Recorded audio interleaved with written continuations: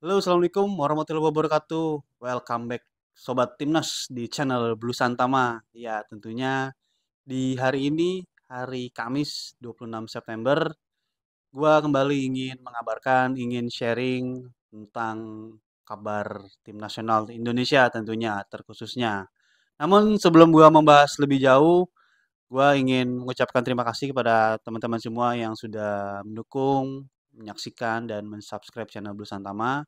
Ya, semoga kalian selalu diberikan kesehatan dan dimudahkannya dalam segala urusan.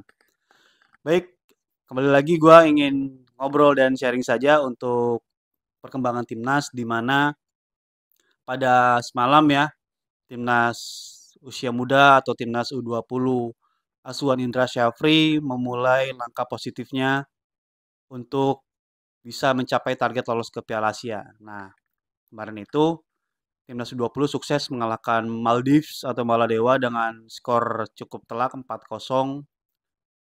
Memang kalau melihat jalannya laga, Timnas di babak pertama cukup kesulitan menembus barikade pertahanan Maldives ya, karena Maldives sendiri menyadari mereka kalah kualitas oleh timnas kita, sehingga pilihannya adalah bermain bertahan untuk menghadapi gempuran dari para pemain timnas.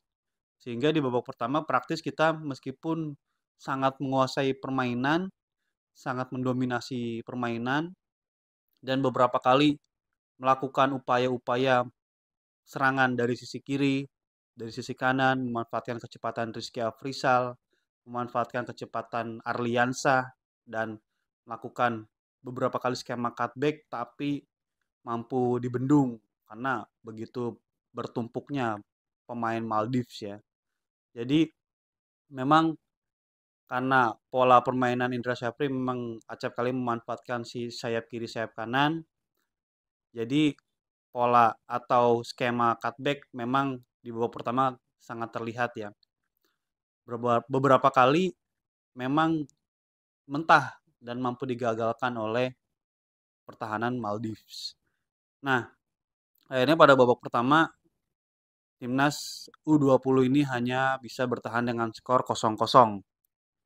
Di babak kedua kemungkinan memang Indra Syafri pasti sudah memikirkan apa yang harus dilakukan anak-anak timnas U20 karena dengan skor masih 0-0, intensitas serangan harus ditingkatkan. Itu artinya para pemain akan lebih sering lagi menusuk pertahanan Maldives.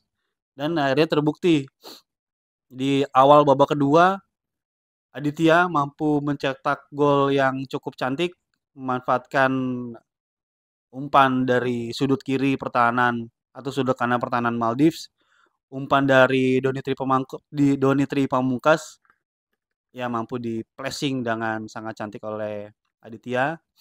Ya, akhirnya Indonesia memecah telur skor 1-0 untuk timnas Indonesia.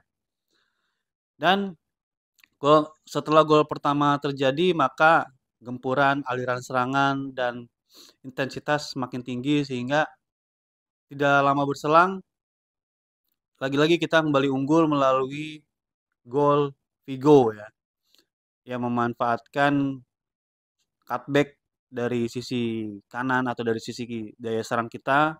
Vigo mampu mencetak gol melalui sepakan pressing dengan kaki kiri dan Indonesia ada unggul 2-0 dan lagi-lagi memanfaatkan skema crossing mampu mencetak gol ketiga dan akhirnya gol keempat ditutup oleh striker Jan Streven ya.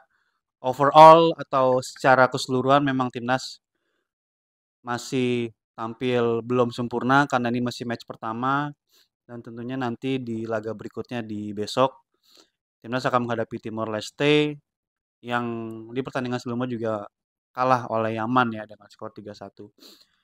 Dan harapannya adalah timnas bisa memperbaiki dan bisa lebih menyelesaikan lagi dan tentunya lebih dikembangkan lagi variasi-variasi serangannya ya. Karena kalau melihat lawan-lawan yang ada di grup ini harusnya kita bisa lolos dengan 3 kemenangan ya. Tapi nanti ujian sesungguhnya ada menghadapi Yaman karena Yaman bisa dikatakan tim yang ada yang bisa mengimbangi timnas di grup ini ya setidaknya. Ya, tadi itu tentang timnas Indonesia dan sedikit ada kabar dari Pak Erick Thohir atau PSSI di mana PSSI akan atau sudah resmi melakukan kerjasama dengan KNVB atau PSSI-nya Belanda nih. Jadi kemarin Pak Erick Thohir dan jajaran bertemu dengan perwakilan KNVB diwakili oleh Sekjen KNVB dan jajarannya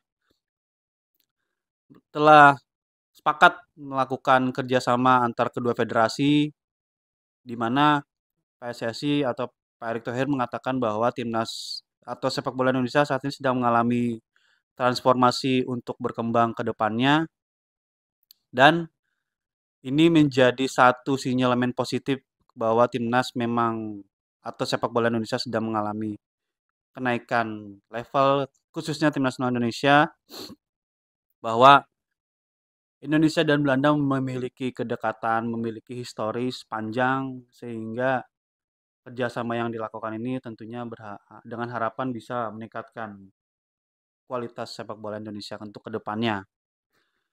Dan juga kerjasama ini nantinya akan bisa diagendakan secara rutin bagaimana tim nasional Indonesia akan bertemu dengan tim nasional Belanda dari seluruh kategori umur ya.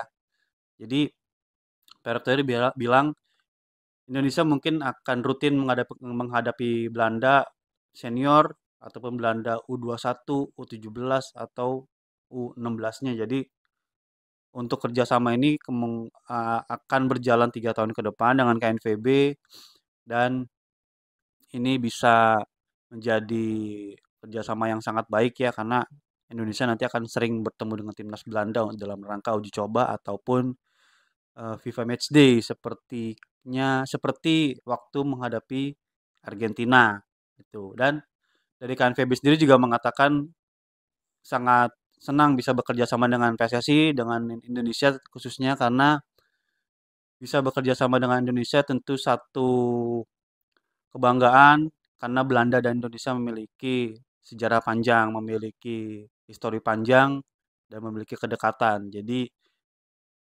Sekjen dari KNVB ini mengatakan Indonesia harusnya ini raksasa, tapi ini raksasa yang masih tertidur dan sudah saatnya raksasa yang tertidur ini sudah tidak tertidur lagi dan bangkit untuk bisa menjadi raksasa sepak bola Asia khususnya karena Indonesia merupakan negara besar dengan potensi besar dan punya talenta-talenta pesepak bola yang luar biasa. Ya, tadi sedikit dari gua, semoga bermanfaat. Assalamualaikum warahmatullahi wabarakatuh.